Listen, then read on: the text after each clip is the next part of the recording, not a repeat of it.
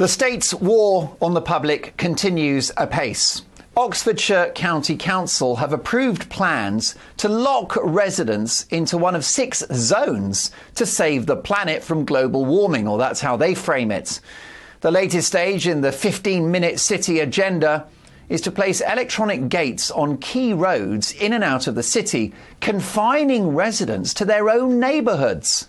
Under the new scheme, if residents want to leave their zone, then they'll have to get permission from the council, who get to decide who's worthy of freedom and who isn't. Chairman Mao, eat your heart out. Residents will be allowed to leave their zone a maximum of 100 days per year. But in order to gain even this, every resident will have to register their car details, with the council deciding how they're going to move and when via cameras around the city. So if you're a struggling single mother trying to take your kids to school before getting to work, you won't be covered. Tough luck, dear. Take the bus. Or balance yourself and your 3 kids on an e-bike. Oxford City Council, led by a Labour, Lib Dem and Green coalition from hell, are to turn one of the most enlightened locations on earth, home to Oxford University, whose alma mater include John Cleese, Professor Stephen Hawking, Oscar Wilde and Margaret Thatcher, into an outpost of communist China. Councillor Louise Upton, Cabinet Member for Health and Transport at Oxford City Council, has admitted this trial is a nudge to change the way locals travel. Meanwhile, commentator Bernie Spofforth has pointed out that nudge policy is set to be enshrined in law by the House of Lords. Take a look at this. In our hands, behaviour change for climate and environmental goals. Absolutely terrifying. Remember all the nudging during COVID, which saw us locked up, muzzled and unable to bury the dead? Well, there you have it, folks. As predicted by so-called conspiracy theorists who are fast becoming soothsayers and arbiters of truth, COVID lockdowns are to be replaced with climate lockdowns. It's not surprising that this brainchild has come from the political left, because socialism is all about controlling people, controlling their labour, controlling their money and controlling their lives. Forget about no free movement now that we're out of the European Union. We haven't even got free movement on our own shores.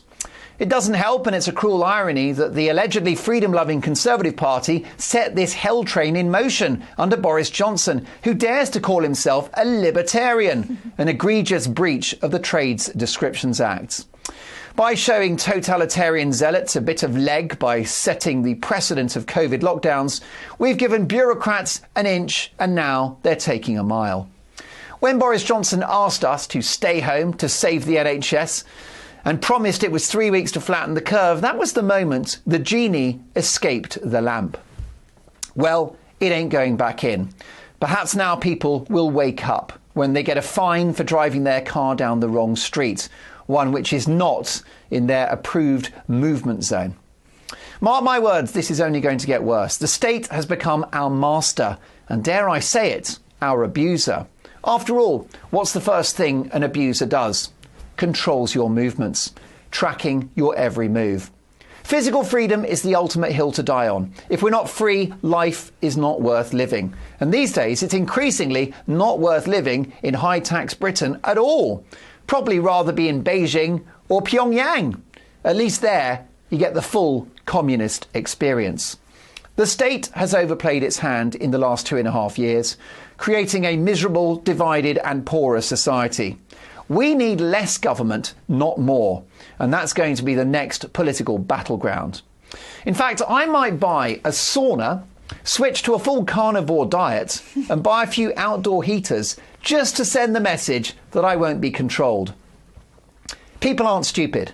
People aren't ignorant. And people are not irresponsible. If you give the public information about energy, for example, or the environment, there's no doubt that most will, by choice, act accordingly.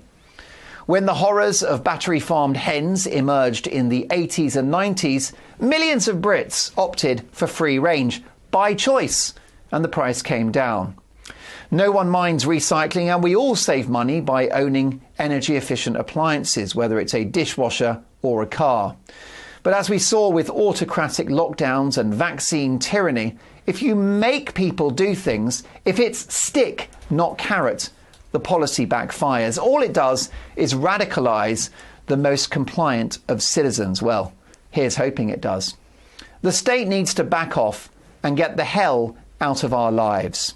This latest attack on cars is a test case for human liberty, and it's driving me round the bend.